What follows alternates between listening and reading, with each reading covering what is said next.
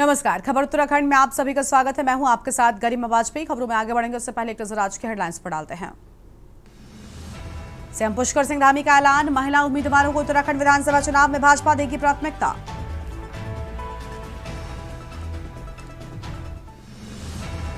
केदारनाथ धाम के कपाट 22 अप्रैल 2026 की सुबह 8 बजे आम श्रद्धालुओं के दर्शन के लिए खुलेंगे। बाबा केदार की डोली 21 अप्रैल को धाम पहुंचेगी। देहरादून में डीएसी के फेर में फंसी रसोई गैस, मोबाइल और एजेंसी के बीच झूल रहे हैं उपभोक्ता। हेल्पलाइन 1905 पर लंबित शिकायतों का हो तत्काल निस्तारण, अधिकारी करें जल्द ही समाधान। सीएम धामी ने कहा, बिना संशोधित शिकायतें फोर्स क्लोज नहीं होंगी। उत्तराखंड लोक सेवा आयोग की भर्तियों के नए कैलेंडर से युवा निराश, साल भर में 16 प्रवक्ता परीक्षाएं कराई जाएंगी। देहरादून एयरपोर्ट पर नई पार्किंग नीति लागू, अब एंट्री टोकन का झंझट खत्म, वाणिज्यिक वाहनों के शुल्क में भारी कमी। आप देख रहे हैं के न्यूज, खबरों का सारथी। रुक करेंगे खबरों की और खबर है नैनीताल से, जहां पर गेटिया गांव के जंगलों में भीषण आग लगने की घटना सामने आई है। गर्मी के मौसम की शुरुआत के साथ ही जंगलों में आग लगने की घटनाएं बढ़ने लगी हैं, जिससे वन विभाग की चिंता भी बढ़ गई है। शाम के समय अचानक ही जंगल में आग भड़क उठी, जिसे देखते ही देखते विकराल रूप धारण कर लिया। तेज हवाओं और सूखी वनस्पति के कारण आग तेजी से फैलने लगी और पूरे क्षेत्र में धुआं फैल गया। स्थानीय लोगों ने तुरंत इसकी सूचना वन विभाग और दमकल विभाग को दी है। सूचना मिलते ही दमकल विभाग और वन विभाग की टीम मौके पर पहुंची है। आग पर काबू पाने का प्रयास शुरू कर दिया गया है। आग को रिहायशी इलाकों तक पहुंचने से रोकने के लिए फायर लाइन भी काटी गई, जिसके स्थिति को कुछ हद तक नियंत्रित किया जा सके। फिलहाल मौके पर टीमें मौजूद हैं और आग पर पूरी तरह से काबू पाने के प्रयास जारी हैं।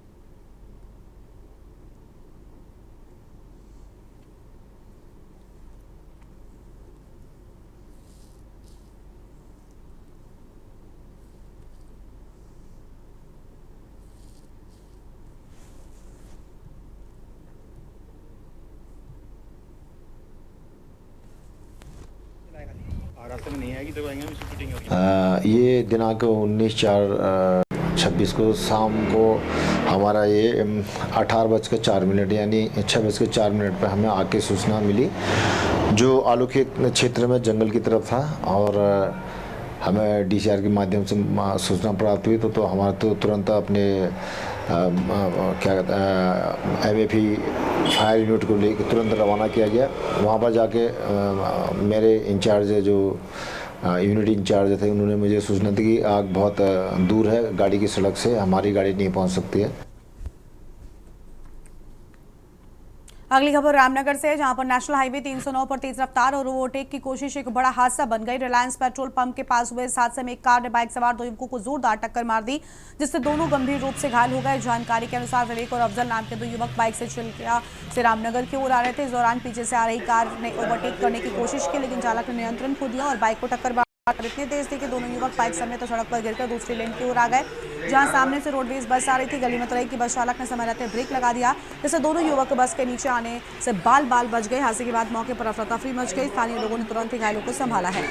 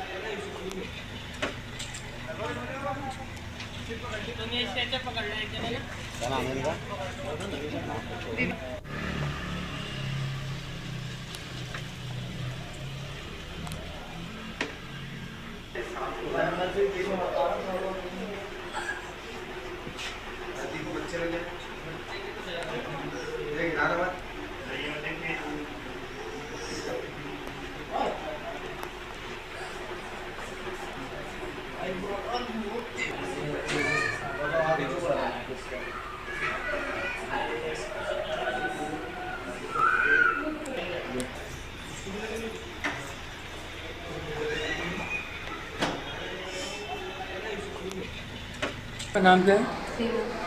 क्या हुआ आपके बेटे का मामला? बस मेरे लड़के काम पे जा रहे थे, अर्जेंट छोड़ रहा था खाना खाने को। अब बाइक से आ रहे थे, एक्सीडेंट हो गया, कार वाले ने मार दिया। क्या नाम था बेटे का? विवेक। अब क्या हालत है बेटे की? थोड़ी कंडीशन है, अभी होश नहीं है उसे। सर 2 पेशेंट आए हैं, अफजल और विवेक नाम से। दोनों एक्सीडेंट केस हैं। दोनों के सिर में चोट लगी है और टाँके भी आए हैं।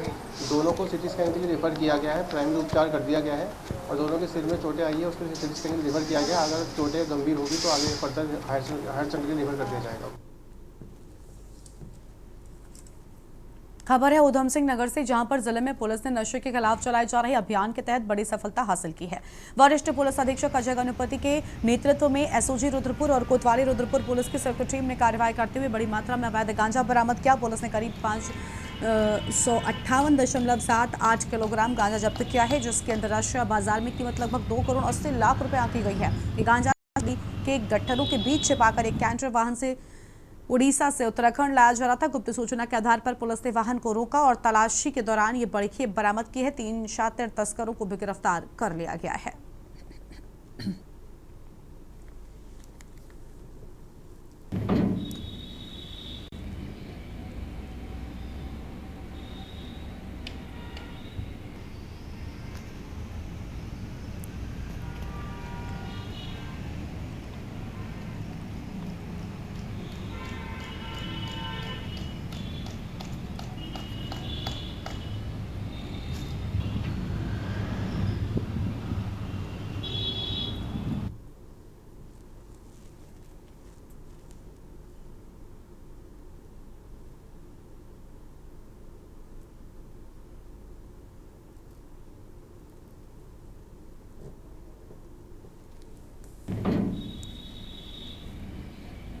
खबर है देहरादून से, जहां पर आगामी 2027 विधानसभा चुनाव से पहले सामाजिक न्याय पार्टी ने अपनी राजनीतिक गतिविधियां तेज कर दी हैं। पार्टी संगठन विस्तार और नई कार्यकर्ताओं को जोड़ने पर विशेष जोर दे रही है। शहर में आयोजित एक कार्यक्रम के दौरान बड़ी संख्या में लोगों को पार्टी की सदस्यता दिलाई गई। इस मौके पर पार्टी नेतृत्व ने दावा किया है संगठन को बूथ स्तर तक मजबूत कर आगामी चुनाव में प्रभावी भूमिका निभाई जाएगी। कार्यक्रम में पार्टी के राष्ट्रीय अध्यक्ष देवेंद्र कश्यप और उत्तराखंड प्रदेश अध्यक्ष पुनीत कश्यप मौजूद रहे। दोनों नेताओं ने नए कार्यकर्ताओं का स्वागत करते हुए संगठन को मजबूत बनाने का आह्वान किया है। हो सकता है भगवानपुर विधानसभा के अगले विधायक यही हो, राष्ट्रीय महासचिव जी का पद ले लो।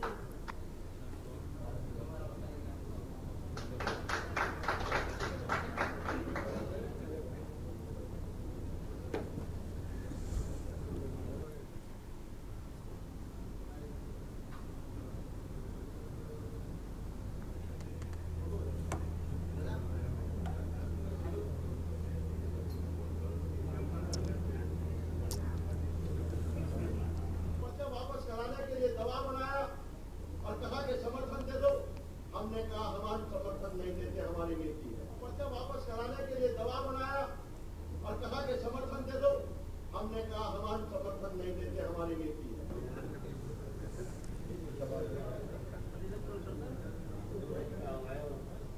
इनका भविष्य उज्जवल हो, वो पार्टी के लिए काम करे और हो सकता है भगवानपुर विधानसभा के अगले विधायक यही हो, राष्ट्रीय महासचिव जी का पद ले लो।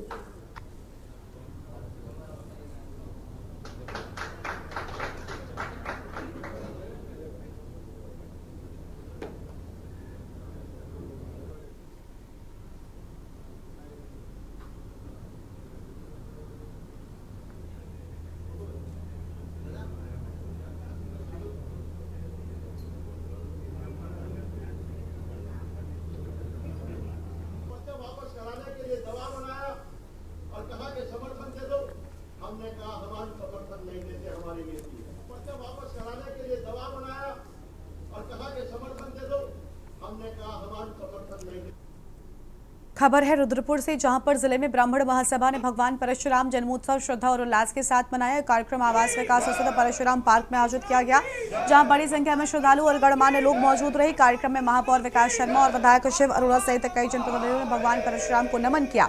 सभी ने धार्मिक अनुष्ठानों में भाग लेकर समाज में एकता और सांस्कृतिक मूल्यों को मजबूत करने का संदेश दिया। इस मौके पर विभिन्न क्षेत्रों में उत्कृष्ट कार्य करने वाले व्यक्तियों और मेधावी छात्र छात्राओं को सम्मानित भी किया गया, जिससे कार्यक्रम में उत्साह का माहौल देखने को मिला। कार्यक्रम के दौरान महापौर विकास शर्मा ने एक बड़ी घोषणा करते हुए कहा, भगवान परशुराम के नाम से 3 मंजिला कम्युनिटी हॉल का निर्माण कराया जाएगा। इस घोषणा का उपस्थित लोगों ने जोरदार स्वागत किया। पूरे आयोजन में धार्मिक आस्था, सामाजिक एकता और सांस्कृतिक परंपराओं की झलक देखने को मिली है।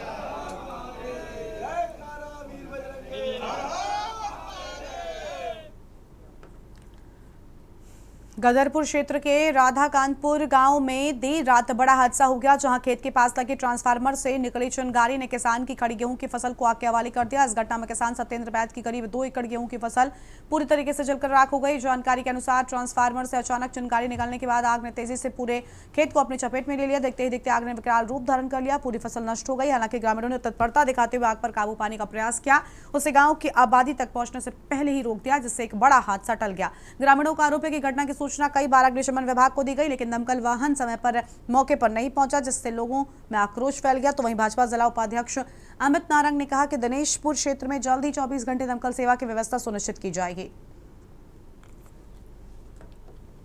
इसीलिए तो मैंने मांग करी है, प्रशासन से मांग करी है कि तब तक के लिए एक गाड़ी यहाँ तैनात कर दी है जब तक गेहूं कटाई चल रही है, क्योंकि क्षेत्र के अंदर सारे किसान हमारे बंधु हैं। इस थाना क्षेत्र अंतर्गत 2 विधानसभा लगती हैं, रुद्रपुर और गदरपुर विधानसभा लगती है। तो रुद्रपुर का हमारा काफ़ी क्षेत्र इसके अंदर आता है, यहाँ से लेके जाफरपुर तक, जाफरपुर से लेकर इधर सारा ये हमारा आनंद खेड़ा, हरदासपुर, शिवपुर, खानपुर, सारा क्षेत्र हमारा इधर ये दिनेशपुर थाना क्षेत्र के अंतर्गत आता है। इधर विजयनगर सारा हमारा इस क्षेत्र अंतर्गत आता है। तो मैंने प्रयास किया है, इधर हमारा दिनेशपुर क्षेत्र जो सारा है, ग्रामीण क्षेत्र श्री रामपुर चक्की मोड़ तक सारा क्षेत्र आता है। तो मैंने प्रयास किया है कि एक गाड़ी यहाँ पर तैनात हो और प्रयास सफल भी होगा।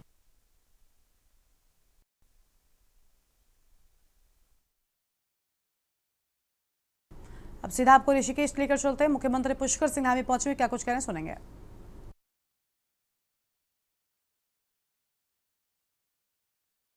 पूज्य संतगण, मैं आप सभी का आज इस बहुत ही मां गंगा के स्थान पर आप सभी इस पूज्य भागवत कथा के श्रवण के लिए यहाँ आए। मैं आप सभी का हृदय से स्वागत करता हूँ, आप सबका अभिनंदन करता हूँ और मेरा सौभाग्य कि मुझे भी आप सबके सानिध्य में इस बहुत ही पुण्य अवसर पर आप सबका सानिध्य प्राप्त हो रहा है, शुभ अवसर प्राप्त हो रहा है। भाइयों बहनों, गोस्वामी तुलसीदास जी ने कहा है कि सुत द्वारा अरुलक्ष्मी पापी घर भी होए, संत समागम हरि कथा तुलसी दुर्लभ दोए। अर्थात पुत्र, सुंदर पत्नी और धन संपत्ति तो किसी के भी पास हो सकती है, परंतु संतों का समागम और हरि कथा का श्रवण ये दोनों ही दुर्लभ है और ये तभी प्राप्त होते हैं जब सौभाग्य साथ में होता है, भगवान की कृपा होती है। और मैं अपने को सौभाग्यशाली मानता हूँ कि राज्य के मुख्य सेवक के रूप में काम करते हुए मुझे पूज्य सभी संतगणों का आशीर्वाद और मार्गदर्शन निरंतर प्राप्त हो रहा है, होता रहा है।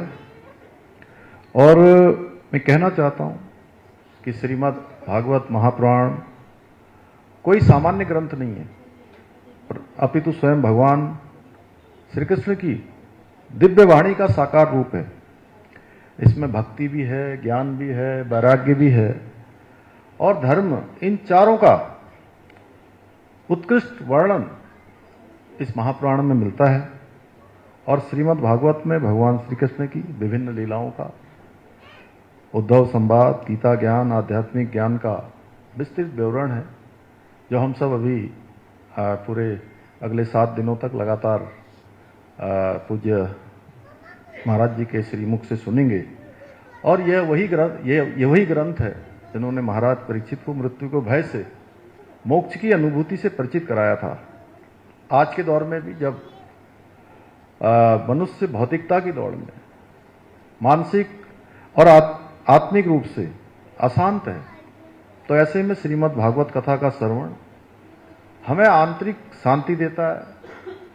बहुत सारी जो जीवन की समस्याएं हैं, चुनौतियां हैं, उनका मार्ग दिखाता है और स्वयं को शोधित करने का और आत्म साक्षात्कार का मार्ग दिखाने का बहुत बड़ा माध्यम, बहुत बड़ा हेतु, बहुत बड़ा पाठ्य हमें श्रीमद् भागवत महापुराण के माध्यम से मिलता है। मैं अपने को सौभाग्यशाली मानता हूं कि इस पुण्य अवसर पर मुझे भी आप सबके बीच में इस महासागर से, चूंकि ऐसे स्थान पर आना भी अपने आप में सच में पुण्य की प्राप्ति करना है। और बहुत सारे लोग सोच रहे होंगे कि अरुण जी ने हमको बुलाया है।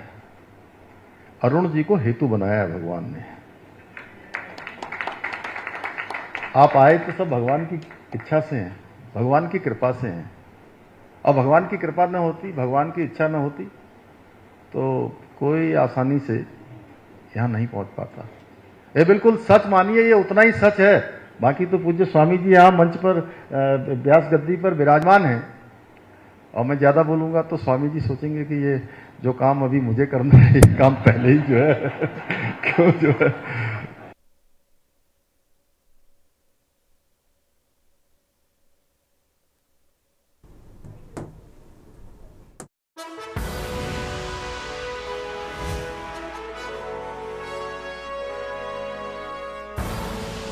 आप देख रहे हैं के न्यूज खबर। ब्रेक के बाद आप सभी का स्वागत है। एक बार फिर से आपको ऋषिकेश लेकर चलते हैं। मुख्यमंत्री पुष्कर सिंह धामी का कुछ कहना सुन लेते हैं। वहां पर एक नया नगर बसाएंगे। इसके साथ ही हरिद्वार ऋषिकेश कॉरिडोर सहित शारदा कॉरिडोर हरिद्वार और ऋषिकेश में तो हम बना ही रहे हैं। अगले वर्ष कुंभ मेला भी बड़ा हमारा होना है, भव्य कुंभ, दिव्य कुंभ यहाँ पर आयोजित होना है। तो हरिद्वार और ऋषिकेश में कॉरिडोर का निर्माण तेजी से हो रहा है। इसी प्रकार से मां पूर्णागिरी के धाम, जहां लाखों लाखों भक्त प्रत्येक वर्ष आते हैं, पतित पावनी मां शारदा भी वहां से हमारे बीच में से निकलती हैं। वहां शारदा कॉरिडोर का निर्माण का कार्य भी हो रहा है। इसके अलावा हमने भारतीय संस्कृति और दर्शन और इतिहास के गहन अध्ययन के लिए देहरादून के विश्वविद्यालय में सेंटर फॉर हिंदू स्टडीज की स्थापना भी की है। भाइयों बहनों, आज के इस अवसर में यह भी चाहता हूं कि देवभूमि देवत्व तो बना रहे, यहाँ के सांस्कृतिक मूल्य, यहाँ की डेमोक्रेसी, इसको सुरक्षित रखने के लिए भी हम संगत होकर काम कर रहे हैं। हमने यहाँ पर लैंड जिहाद हो, लव जिहाद हो, थूक जिहाद, इस प्रकार की जितनी भी विकृत मानसिकता, घृणित मानसिकता है, उसके खिलाफ हमने कठोर कार्रवाई करने का संकल्प लिया है और लगातार हम कर रहे हैं। साथ ही हमने प्रदेश में धर्मांतरण रोकने के लिए धर्मांतरण विरोधी कानून, दंगा रोकने के लिए दंगा रोधी कानून लागू किया है। इतना ही नहीं, समाज में व्याप्त असमानताओं समाप्त करने के लिए तथा सभी को समान अधिकार मिले, और ये काम सबसे पहले देश की आजादी के बाद देवभूमि उत्तराखंड में प्रारंभ हो गया है। यहाँ पर समान नागरिक संहिता का कानून, यानी कि आप कोई किसी पंथ का हो, किसी जाति का हो, किसी वर्ग का हो, किसी समुदाय का हो, सबके लिए एक समान कानून देवभूमि उत्तराखंड में लागू हो गया। और देवभूमि उत्तराखंड देश का पहला राज्य है। और मैं तो कहता हूं कि जैसे गंगा, मां गंगा यहां से निकलकर पूरे देश को जल और जीवन देने का काम करती है, उसी प्रकार से ये समान नागरिक संहिता की गंगोत्री भी देवभूमि उत्तराखंड से निकलकर पूरे देश के अन्य राज्यों को भी लाभ देने का काम करेगी।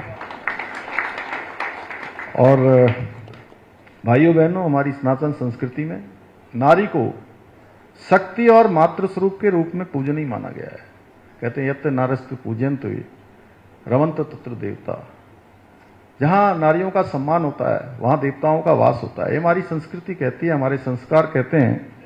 इसलिए मैं यहां पर उपस्थित सभी मातृशक्ति से, अपनी माताओं से, बहनों से यह अवश्य कहना चाहता हूं कि अभी 2 दिन पहले संसद का सत्र हुआ 16 और 17 तारीख को, नारी शक्ति बंधन जैसे ऐतिहासिक बिल के लिए ये संसद का सत्र हमारे प्रधानमंत्री मोदी जी के नेतृत्व में बुलाया गया था। लेकिन ये नारी शक्ति बंधन जो कि ऐतिहासिक भी था, युगांतकारी निर्णय भी था, वो बिल राजनीति की भेंट चढ़ गया। इसलिए मैं आप सब लोगों से कहना चाहता हूं कि आप लोग निराश न हो। आदरणीय प्रधानमंत्री मोदी जी महिला सशक्तिकरण के लिए उनके प्रयास को विपक्षी पार्टियों द्वारा अपने राजनीतिक नुकसान को मातृशक्ति के कल्याण से अधिक महत्व देने के कारण जरूर हार का सामना करना पड़ा है, पर एक न एक दिन ऐसा अवश्य आएगा कि बिल अवश्य पास होगा और आदरणीय मोदी जी के नेतृत्व वाली पूरी बहुमत की सरकार इसे अवश्य भविष्य में पास कराएगी। भाइयों बहनों, हमारी सरकार देवभूमि उत्तराखंड को देश का श्रेष्ठ राज्य बनाने के अपने विकल्प रहित संकल्प को पूरा करने के लिए निरंतर प्रयास कर रही है और मुझे पूरा विश्वास है इस पावन संकल्प को पूरा करने में पूज्य सभी हमारे संतों का आशीर्वाद हमेशा की तरह मिलता रहेगा। इसी विश्वास के साथ एक बार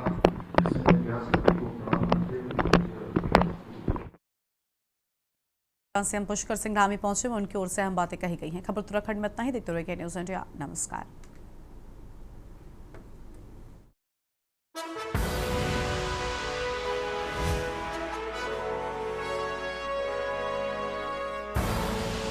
आप देख रहे हैं के न्यूज़, खबरों का सारथी।